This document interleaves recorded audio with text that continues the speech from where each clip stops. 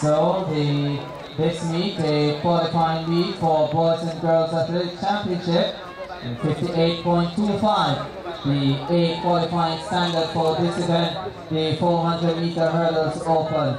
So, entering this one, Robinson, Louis, Bailey, Calabar, Barnes, Camperdown, Lewis, Michael, Champagne, Michael, Ricketts, Calabar, and the man on the outside, Stephen Stewart of Kingston College. So, Stewart, already running well, out in lane number 8, in control of this one early, and heads into the straightaway, seconds to the hurdle, but in charge of this one, the man from Michael, there in second at the moment, with Stewart cruising to the line and taking victory in the 400-meter hurdles open for men.